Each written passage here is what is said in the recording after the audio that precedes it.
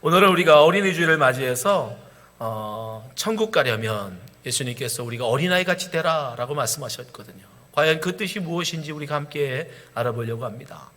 여러분, 어린이라는 말을 우리가 지금 막 쓰고 있는데 사실은 1920년 이전까지는 한국 국어사전에 어린이라는 단어가 없었대요.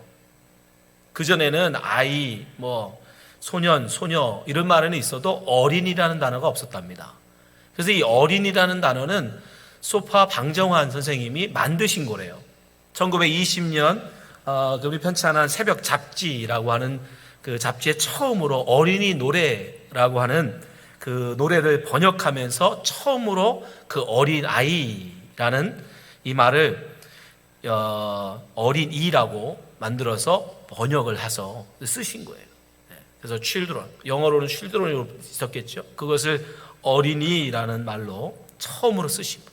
그리고 한국에 처음으로 어린이날을 개최해서 최초로 기념식을 하신 분도 바로 이 소파 방정환 선생님. 1923년 5월 1일 날 처음으로 한국에서 어린이날이 개최됩니다. 근데 일제의 탄압에 의해서 하지 못하다가 해방된 후에 1946년에 해방되고 이제 5월 1일은 그때가 노동절이잖아요. 그래서 한국에는 노동절이라서 5월 1일은 자꾸 겹치니까 5월 첫 번째 월요일로 하자. 그래서 그때가 5월 5일이었어요. 그래서 처음으로 5월 5일 날 하게 되는데 아예 날짜를 못 박아서 한국에서는 5월 5일을 어린이날로 제정하게 됩니다. 그래서 그 어린이날을 제정하면서 그 의미를 뭐라고 얘기했냐 이렇게 밝히고 있어요. 어린이날을 제정하는 이유, 미래 사회의 주역인 어린이들이 티 없이 맑고 바르며 슬기롭고 씩씩하게 자라날 수 있도록 어린이 사랑 정신을 함양하고 어린이들에게 꿈과 희망을 심어주고자 했던 것입니다. 어린이들을 사랑하는 정신을 함양하고 어린이들에게 꿈과 희망을 심어주려고 어린이날을 만든대요. 그러면 어린이날이 없을 때는, 어린이날이 없으면 여러분 어린이에 대한 사랑이 함양되지 않습니까? 어린이들에게 꿈과 희망을 심어주지 못합니까? 예, 없었어요. 그 이전까지는 우리 조선, 대한민국 이전에 조선에서는 어린이에 대한 인격이라는 건 없었습니다. 어린이에 대한 배려라는 건 없었어요. 그저 어린아이는 부모에게 속한 그저 재산이었어요. 여자의 인권도 없었지만 어린아이의 인권은 더더군다나 없었습니다. 그냥 아버지에 속한 재산에 불과했어요. 아이는 인격적으로 존중받지 못했습니다. 그래서 어린아이를 만든 거예요. 좀 어린아이들을 좀 사랑해주고 그 아이들을 좀 인격적으로 대하자. 그래서 어린이라는 말도 만들고 어린이날을 만들어서 제정한 겁니다. 여러분, 그게 과연 조선에만 문제였느냐? 아니요. 성경 시대에도 똑같았어요. 예수님이 사시던 그 팔레스타인 성경 시대에도 어린아이는 사람이 아니에요. 어린아이는 하나의 인격이 아니에요. 어린아이는 그저 부모에게 속한 소유물에 불과했습니다. 성경에서 사람을 셀 때도 그는 포함되지 못해요. 어린아이는 포함되지 못했습니다. 오늘 본문에도 보면 어린아이를 만져주심을 바라고 예수님께 데려오자 제자들이 꾸짖어요. 사람들이 예수의 만져주심을 바라고 어린아이를 데리고 오매 제자들이 꾸짖거늘. 여기서 만져주심이라고 번역했는데 똑같은 병행구절인 마태복음 19장에 보면 거기는 이렇게 나와요. 그때 사람들이 예수께서 안수하고 기도해 주심을 바라고. 그러니까 부모들이 예수님께 아이들을 안수 받으려고 데리고 온 거예요. 근데 이게 특별한 거냐? 아니에요. 그 당시에 훌륭하다고 인정받는 랍비들에게는 많은 사람들이 자기 아이를 데리고 와서 축복기도 해주세요 라고 데리고 왔어요. 그런 랍비들은 그들을 잘 축복해 주었습니다. 그래서 지금 예수님께도 아이들을 데리고 온 거예요. 예수 선생님, 우리 아이 좀 축복해 주세요. 근데 제자들이 그것을 막아선 겁니다. 여기서 꾸짖다라는 건 뭐냐면 책망하다, 비난하다, 엄격하게 따지다. 아니, 당신 이런 쓸데없는 짓을 하는 거예요. 왜 우리 선생님을 괴롭게 하냐는 거예요. 이런 하찮은 일에, 이 별것 가치도 없는 일에 왜 우리 선생님을 귀찮게 하냐는 거예요. 왜 그런 겁니까? 제자들 마음속에 아이들에 대한 존중이 없는 거예요. 아이들을 하나의 인격으로 보지 않는 겁니다. 여러분, 왜 어른들은 아이들을 그렇게 무시할까요? 왜 인격적으로 대우하지 않을까요? 바로 겉으로 판단하는 거예요. 외모로 판단하는 거예요. 어린아이들은 연약해요. 어린아이들은 힘이 없습니다. 아직 미숙하죠. 그러니까 너무 미숙하고 힘없는 너를 내가 무시한들 네가 나에게 어떻게 하랴. 그래서 더 크고 더 힘 있는 어른들이 더 연약하고 더 미숙한 아이들을 무시했던 거예요. 제자들도 그런 거죠. 그래서 어린아이를 데려오는 것을 하찮은 일로, 대수롭지 않은 일로, 그것은 해서는 안 되는 일로 제자들이 막아섰던 거예요. 근데 중요한 것은 예수님께서 그 일을 보시고 진동하셨다는 거예요. 자, 14절 보세요. 예수께서 보시고 뭘 보신 거예요? 제자들이 야단치는 걸 본 거예요. 제자들이 어린아이들이 오는 걸 막고 야단치는 걸 보신 거예요. 그리고 뭐라고요? 분이 여겨. 여기서 분이 여기시다는 몹시 괴로워하시다, 화내다, 분노하다라는 거예요. 예수님께서 그 일을 보시면서 굉장히 화를 내셨어요. 어떻게 그럴 수 있느냐?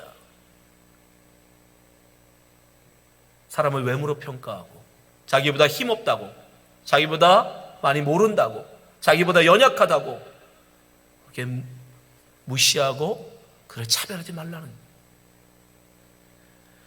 오히려 예수님은 그를 세우고 그를 천국 가는 기준으로 제시하세요. 보세요. 이르시되 어린아이를 내게 오는 것을 용납하고 금하지 말라. 하나님의 나라가 이런 자의 것이니라. 하나님의 나라는 오히려 이들의 것이다. 천국의 기준이라는 거예요. 이들을 아니면 15절 보실까요? 15절. 내가 진실로 너에게 이르노니 누구든지 어린아이든 어른이든 누구든지 하나님의 나라를 어린아이와 같이 받들지 않는 자는 결단코 들어가지 못하리라. 제자들은 어린아이를 무시했어요. 힘없다고, 연약하다고, 미숙하다고, 저희들이 하나님 말씀 들어야 뭘 알겠냐고 그들을 무시하고 멸시했지만 예수님은 아니요. 반대로 오히려 너희들이 이와 같지 않으면, 이 어린아이 같지 않으면 너희도 천국 못 간다. 천국은 이 세상 기준으로 힘 있다고 가는 게 아니라는 거예요. 이 세상 기준으로 많은 지식이 있다고 가는 게 아니라는 거예요. 돈 많다고 가는 게 아니라는 거예요. 어린아이와 같지 않으면 못 간다. 오히려 주님은요, 어린아이를 천국 가는 기준으로 제시하세요. 너 이 정도는 돼야 돼. 이 정도. 이 정도 되지 않으면 넌 못 가. 그럼 예수님 과연 뭘 어린아이의 어떤 것을 천국 가는 기준으로 우리에게 제시하시는 걸까? 과연 어린아이 같이 된다는 건 그럼 뭘까? 여러 가지를 이야기할 수 있지만 저는 오늘 두 가지만 여러분에게 말씀드리고 싶어요. 첫째, 어린아이 같이 되라는 건 뭐냐? 하나님 절대 의존적 존재로 살아라는 거예요. 하나님 절대 의존적 존재. 하나님 아니면 난 못 살아요. 하나님 없으면 나는 못 삽니다 라고 하는 하나님 절대 의존적 존재. 여러분, 어린아이가 어른과 다른 게 뭐죠? 어른은 자기 힘으로 살아요. 그죠? 자기가 일을 해서 자기가 번 돈으로 자기 먹을 것을 사고 자기가 살 집을 살아요. 자기 힘으로 사는 존재입니다. 근데 어린아이는요, 모든 것을 부모에게 의존해요. 그게 어린아이예요. 어린아이가 자기가 여러분 옷 사 입습니까? 어린아이가 자기가 일을 해서 여러분 먹을 걸 구합니까? 어린아이는 모든 것을 다 부모에게 의존해요. 부모가 먹여준 음식 먹고, 부모가 사주는 옷 입고, 부모가 가라는 학교 가고, 부모가 모든 것을 부모에게 의존합니다. 그래서 마태복음에 보면 예수님은요, 이렇게 말씀하세요. 예수께서 한 어린아이를 불러 가운데 세우시고 가라사대 진실로 너희에게 이르노니 너희가 돌이켜 어린아이들과 같이 되지 아니하면 결단코 천국에 들어가지 못하리라. 오늘 본문과 똑같은 말씀이죠. 그러면서 4절에 그러므로 누구든지 어린아이와 같이 자기를 낮추는 그이가 천국에서 큰 자니라. 우리가 어린아이 같이 돼야 되는데 예수님이 뭐라고 하느냐? 자기를 낮추는 자. 자기를 낮추는 자. 자기를 낮추는 걸 우리가 겸손이라고 말하죠. 근데 여러분 반대로 얘기하면 자기를 높이는 건 뭐예요? 교만이에요. 자기를 높이는 게. 그러면 부모 앞에서 자식이 교만이 뭡니까? 생각해 보세요. 다르게 말하면 여러분 자식이 언제 제일 서운해요? 아버지 엄마 필요 없어요. 나 엄마 아빠 돈 없어도 나 살 수 있어요 라고 말할 때예요. 중요한 결정을 할 때에 엄마 아빠한테 물어보지도 않고 지 맘대로 결정할 때예요. 그때 부모는 상처를 받습니다. 자기 딴에는 컸다고, 자기 딴은 이제 어른이라고 중요한 결정을 하는데 부모님 의견을 묻지 않아요. 그게 뭐예요? 그게 자기를 높이는 거예요. 그러나 어린아이는 어떻습니까? 어린아이 때는요, 모든 걸 다 물어요. 저희 하윤이가 5살이 돼서 유치원에 갔다 왔는데 갑자기 유치원에 갔다 오더니 얘가 모든 걸 다 묻는 거예요. 아빠 화장실 가도 돼? 아빠 더 먹어도 돼? 아빠 나 이제 다 먹었는데 방에 가도 돼? 모든 걸 다 물어요. 왜 그러나 했더니 학교에서 그렇게 가르친 거예요. 학교 선생님한테 모든 걸 다. 그래서 여러분 부모는 그걸 볼 때 어떻게 해요? 아, 얘가 나를 의지하는구나. 모든 것을 나에게 물어볼 때 부모 마음은 흡족해요. 어쨌든 귀찮기는 해요. 너무 물어봐서. 그래도 부모는 마음이 흡족합니다. 모든 걸 하나 시시콜콜 다 물어봐요. 그건 뭔 뜻이에요? 나는 그만큼 아빠를 사랑해요. 나는 그만큼 아빠를 의지해요 라는 거예요. 바로 어린아이의 특징은 그거예요. 부모님을 의지합니다.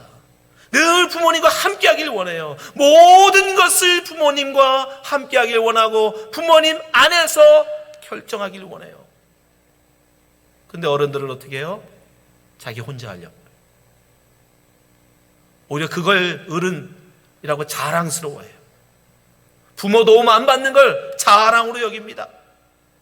부모님 의견이 아니라 내 뜻대로 한 거를 어른 됐다고 자랑스러워해요. 예수님이 지금 어린아이와 같지 않으면, 자기를 낮추지 아니하면 천국 가지 못한다. 무슨 뜻이냐? 하나님 앞에서 여러분 어린아이가 되라는 것입니다. 아멘. 하나님의 도움 아니면 나는 살 수 없습니다. 내 모든 것을 다 하나님이 결정해 주세요. 나 하나님의 뜻대로 살겠습니다. 마치 어린아이가 모든 것을 부모에게 물어보고 결정하듯이 우리의 모든 것을 다 하나님께 여쭤보고 하나님의 뜻을 따라 살아갈 때 하나님은 그것에 기뻐하시고 그때 우리는 하나님의 나라 천국 백성으로 살아갈 수 있는 것입니다. 여러분 다윗을 보세요. 다윗이 사울 왕에게서 쫓깁니다. 이제 공개적으로 수배령이 떨어져요. 당장 다윗을 잡아 죽여라. 처음에는 다윗이요 그 급한 마음에 냅다 도망을 가서 놉성으로 도망갑니다. 아히멜렉 제사장에게 거짓말까지 해가면서 그는 거기서 떡을 얻어 먹죠. 하나님께 묻지 않았어요. 그냥 자기 생각대로. 근데 어떻게 됩니까?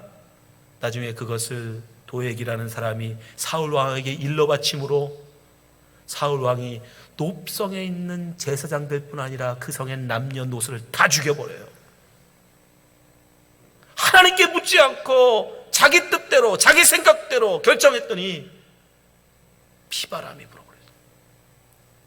다윗이 그 일을 겪고 나서부터는 모든 걸 하나님께 물어봐요. 갈까요? 말까요? 할까요? 하지 않을까요? 사무엘상 23절에 보면 혹이 다윗에게 고하여 가로되 보소서 블레셋 사람이 그일라를 쳐서 그 타작마당을 탈취하더이다. 이에 다윗이 여호와께 묻자와 가로되 내가 거기 가서 이 블레셋 사람을 치리이까? 여호와께서 다윗에게 이르시되 가서 블레셋 사람을 치고 그일라를 구원하라. 여러분, 다윗이 어떤 사람이에요? 군대 장관이에요. 어려서부터 전쟁에 이골난 사람입니다. 싸움에서는, 전쟁에 있어서는 그 누구도 감히 훈수를 둘 수 없는 탁월한 사람이에요. 그런 사람이 치러 갈까요? 말까요? 그거 하나 판단 못합니까? 전쟁에 그렇게 오랫동안 전쟁을 치러왔던 사람인데 여러분, 그거 판단 못했을까요? 얼마든지 군사적으로 자기 경험 가지고 자기 지식 가지고 판단할 수 있어요. 근데 다윗은 알았거든요. 아, 내 뜻대로 내 마음대로 했다가 오히려 피바람이 오는구나. 그래서 하나님께 물어보는 거예요. 하나님, 갈까요 말까요? 하나님이 가래요. 근데 부하들이 반대를 합니다. 다윗의 사람들이 그에게 이르되 보소서 우리가 유다의 기도의 투력권을 하물며 그일라에 가서 블레셋 사람 군대를 치리까? 아니, 지금 우리가 도망 다니고 있는데 무슨 우리 코가 석자인데 남을 도와주러 갑니까? 지금 그것도 부하 600명밖에 안 되는데. 여러분, 전쟁에서는요 부하 600명이면 600명 다 못 데리고 가요. 그 중에 절반밖에 못 데리고 가요. 왜요? 나머지 지켜야죠. 그러니까 300명 가지고 가서 싸워야 돼요. 거기다가 지금 블레셋만 치러 갔다가 사울 왕한테 걸리면 어떻게 해요? 사울이 지금 수비령을 내려서 전군을 동원해서 지금 찾고 있는데. 합리적이잖아요. 맞는 말이잖아요. 근데 어떻게 하는 줄 아세요? 다윗은 하나님께 물어봐요. 4절 다윗이 여호와께 다시 묻자온대. 여호와께서 대답하여 가라사대 일어나 그일라로 내려가라. 내가 블레셋 사람을 내 손에 붙이리라. 하나님이 가래요. 이건 말도 안 되는 거예요. 이건 군사적으로, 경험적으로, 지식적으로 도저히 말도 안 되는 결정입니다. 근데 하나님이 가래요. 그러니까 어떻게 해요? 다윗이 갑니다. 다윗과 그 사람들이 그일라로 가서 블레셋 사람과 싸워 그들을 크게 도륙하고 그들의 가축을 끌어오니라. 다윗이 이와 같이 그일라 거민을 구원하니라. 말도 안 되는데 하나님께 묻고 하나님의 하라는 대로 했더니 정말 그들을 구원하더라는 거예요. 이게 바로 하나님 의존적 존재의 삶이에요. 내가 판단할 수 있는 지혜가 있고 내가 판단할 수 있는 경험이 있고 내가 그만한 것을 결정할 수 있는 능력이 있다 할지라도 하나님께 묻는 거예요. 하나님, 어떻게 할까요? 여러분, 우리의 많은 분들의 기도가 잘못된 게 있어요. 여러분, 하나님께 기도할 때는요 결정을 어떻게 할까를 물으셔야 되는 거예요. 하나님, 내가 이걸 할까요 말까요를 먼저 물으셔야 되는 거예요. 여러분, 먼저 결정해놓고 이사가는 거 다 결정해놓고 아버지, 나 이사가는데 도와주세요. 아버지, 나 이 직업, 이 잡 여기 어플라이 했는데 도와주세요. 합격시켜주세요. 여러분, 하나님께 먼저 물어야죠. 여러분이 정말 하나님 의존적인, 절대 의존적인 여러분 사람이 되려면 먼저 하나님, 제가 갈까요 말까요? 여기에 어플라이를 할까요 말까요? 그걸 먼저 여쭤보고 하나님의 뜻이 어디 있는지 알아보고 그 다음에 하나님이 가라 하면 가야 되는 것입니다. 그게 하나님의 의존적 존재예요. 중요한 결정은 다 혼자 해놓고 하나님 좀 도와주세요. 하나님, 이거 잘 되게 해주세요. 우리 하나님은 여러분의 그냥 옆에서 돕는, 보조하는 그건 돕는 자가 아니에요. 그런 헬퍼가 아니에요. 하나님은 우리의 주인이십니다. 아멘. 하나님은 우리의 아버지십니다. 아멘. 인간 부모도 서운해요. 지가 다 결정해놓고, 아버지 나 여기 가기로 했어. 그러니까 거기 가는데 차가 없어. 나 차 사줘. 갈지 말지를 먼저 물어봤어야죠. 갈지 말지를. 지가 혼자 다 결정해놓고 도와달래. 여러분, 인간 부모도 그게 서운한데 하물며 우리 하나님이십니다. 여러분, 하나님 앞에 여러분을 낮추시기 바랍니다. 어린아이와 같이 여러분 낮추세요. 마치 어린아이가 시시콜콜 그 모든 걸 다 하나님한테 아버지한테, 그 부모한테 물어보듯 하나님께 여쭤보세요. 그러면 하나님은 기뻐하십니다. 하나님은 기꺼이 여러분의 그 무릎에 응답하십니다. 여러분이 인도해 주세요. 여러분을 축복하세요. 예수님은 지금 그 말씀하시는 거예요. 너희가 어린아이와 같이 자기를 낮추지 아니하면 결코 천국에 못 간다. 이 말씀 듣는 오늘 모든 오늘 교회 성도님들이 정말 하나님을 절대 의존하고 붙들고 살아가는 성도 되시기를 주님으로 축복합니다. 두 번째 어린아이가 된다는 건 무엇이냐? 여러분, 순진해지라는 것입니다. 순진해진다. 어른과 어린아이의 가장 큰 특징 중에 하나죠. 어린아이들은 순진하다라는 거예요. 여러분, 순진하다는 말을 다른 말로 하면 뭐예요? 잘 믿어준다는 거예요. 잘 믿어줘. 애들은요 정말 잘 믿어요. 부모가 말하면 정말 그걸 우리나라 속담대로 팥으로 매주를 쓴다고 해도 믿어요. 그렇죠? 여러분 자식들은 안 그러세요? 네. 우리 집 애들은 그래요. 부모가 말하면 어린아이 때는 다 믿어요. 그 모든 걸 다 그냥 진리로 받아들이고. 그게 어린아이 특징이에요. 그걸 우리가 순진하다라고 그러죠. 순진하다. 오늘 예수님께서도 우리에게 그 말씀을 하셔요. 마가복음 10장 15절. 내가 진실로 너에게 이르노니 누구든지 하나님의 나라를 어린아이와 같이 받들지 않는 자는, 여기서 받들다, 영접하다라는 거예요. 받아들이다. 하나님의 나라를 어린아이같이 받아들이래요. 무슨 말이냐? 어린아이같이 순진하게 그걸 그대로 믿어라 이 뜻이에요. 하나님 말씀하시면 아멘, 그런 줄 믿습니다. 그렇게 될 줄 믿습니다. 어린아이들은 부모가 말하면 팥으로 매주를 쓴다고 해도 믿는단 말이죠. 따지지 않아요. 의심하지 않아요. 그게 말이 돼요? 근데 여러분, 어른은 어떻습니까? 여러분, 아이에서 우리가 어른이 돼가면 뭘 배워요? 제가 보니까 의심을 배워요. 의심. 어린아이에서 어른이 되는 건 뭐냐? 의심을 배우는 거야. 의심. 누군가가 나한테 잘해줘요. 그럼 여러분 솔직히 얘기해 보세요. 무슨 생각부터 들어요? 저 인간이 나한테 왜 저러지? 나한테 뭘 바라고 저럴까? 뭘 나한테 얻어내려고 저럴까? 나한테서 뭘 뺏어가려고 저럴까? 저 의의가 있다고 생각해. 그죠? 솔직히 어린아이 때는 안 그래요. 어린아이 때는 아이스크림 사주면 감사합니다. 근데 우리는 가르쳐요. 하인아, 너 절대 모르는 사람이 아이스크림 사주면 먹지 마라. 너 모르는 사람이 너 오라고 하면 절대 따라가지 마라. 우리는 열심히 가르쳐요. 왜요? 속지 말라고.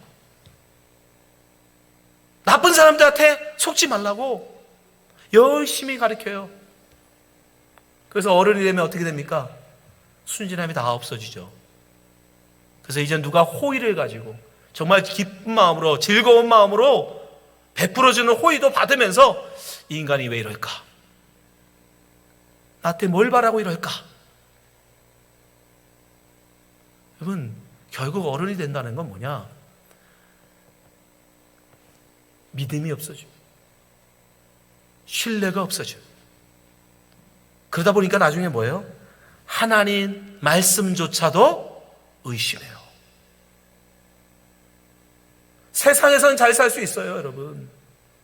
우리가 순진함을 버리고 모든 것을 의심하고 모든 것을 다 따져보고 여러분 살면 세상에서는 야릇게 다른 사람한테 안 속고 잘 살 수 있습니다. 근데 문제는 뭐냐? 하나님 말씀조차도 의심한다는 거예요. 하나님 말씀조차도 믿지 못한다는 거예요. 이게 말이 되는가? 어떻게 처녀가 애를 낳아? 어떻게 사람이 무리를 걸어다녀? 어떻게 죽은 사람이 살아나? 합리적으로 말이 안 된다는 거죠. 과학적으로 말이 안 된다는 거예요. 경험적으로 말이 안 된다는 거예요. 그러나 어린아이는요, 믿습니다. 말도 안 되는 말일지라도 그대로 믿어요. 그게 어린아이예요. 그래서 예수님도 뭐라고 하시느냐? 마가복음 11장 22절에 예수께서 대답하여 저에게 이르시되 하나님을 믿으라. 하나님을 믿으라. 어떻게 믿으라? 내가 진실로 너에게 이르노니 누구든지 이 산더러 들려 바다에 던지우라 하면 그 말하는 것이 이룰 줄을 믿고 마음에 의심치 아니하면 그대로 되리라. 의심하지 말고 믿어라. 얼마나 우리가 의심을 많이 하면 예수님께서 제발 의심하지 말고 좀 믿어라. 의심하지 말고. 우리 어른은 모든 걸 의심합니다. 그렇게 자랐어요. 그렇게 배웠어요. 근데 여러분, 어린아이는 그렇지 않다는 거예요. 어떤 것도 의심하지 않아요. 천진난만하게 말도 안 되는 걸 다 받아들여요. 근데 산타크로스가 아직도 있다고 생각하잖아요. 산타크로스가 모든 걸 다 그들은 순진하게 믿어줍니다. 예수님이 근데 우리가 뭐라고 하세요? 이 어린아이와 같이 천국을 영접하지 않는 자는 결단코 천국에 못 들어간다 말씀하십니다. 그러니까 우리는 선택해야 돼요. 세상에서 순진하게 살면서 다른 사람들한테 속고 당하고 살지만 그래도 하나님의 말씀을 온전히 믿는 사람으로 살 거냐? 어린아이처럼. 아니면 정말 그 순진함은 다 버리고 하나님의 말씀은 온전히 믿지 못해도 세상에서 약은 사람으로, 세상에서는 아주 다른 사람한테 절대 속지 않고 살아가는 그런 사람으로 살 거냐? 예수님 우리에게 말씀하시는 거예요. 우리가 세상에서는 좀 바보 같고 세상에서는 천진난만해서 맨날 속고 당해도 어린아이와 같다라는 거예요. 어린아이와 같이 하나님의 나라를 영접하라고 말씀합니다. 그 사람만 천국 간다라고 말씀하세요. 저도 이 말씀을 듣는 우리 오늘 이렇게 성도님들은 순진해지면 좋겠습니다. 오늘부터 순진한 사람 되시기 바랍니다. 다른 사람이 호의를 베풀걸랑 감사하세요. 의심하지 마세요. 특별히 목사가 호의를 베풀걸랑 감사함으로 받으시기 바랍니다. 저희를 따지지 마세요. 그런 거 없어요. 누군가가 여러분에게 호의를 베풀 때 믿어주세요. 믿어주세요. 혹 그 믿다가 발등에 찍히는 한이 있어도 여러분 그게 그리스도인의 삶입니다. 아멘. 아멘. 그게 예수님께서 우리에게 원하시는 삶, 인생이에요. 예수님은 오늘 어린아이를 앞에 세우고 우리에게 말씀하세요. 이 어린아이 같지 않으면 너 천국 못 간다. 근데 어린아이가 된다는 게 뭡니까? 하나님을 절대 의지하는 존재예요. 하나님 없으면 난 죽어요. 하나님 없으면 난 못 살아요. 나는 하나님이 먹여주셔야 삽니다. 하나님만은 꼭 붙드는 그런 존재가 되가는 거예요. 나는 하나님의 말씀이라면 무조건 믿는 그런 신앙이 되라는 겁니다. 하나님의 말씀하면 팥으로 매주를 쓴다 해도 아멘. 처녀가 아이를 낳는다 해도 아멘. 죽은 자가 산다라고 말씀하셔도 아멘. 그 모든 것을 의심 없이 받는 그런 순진한 사람이 되라는 거예요. 그때 하나님의 나라가 우리에게 허락된다고 말씀합니다. 이 말씀 듣는 모든 성도님들이 정말 예수 그리스도의 말씀을 기억하시고 어린아이와 같이 자기를 낮추고 하나님의 나라를 영접하시는 성도가 되시기를 주님으로 축복합니다. 기도하겠습니다.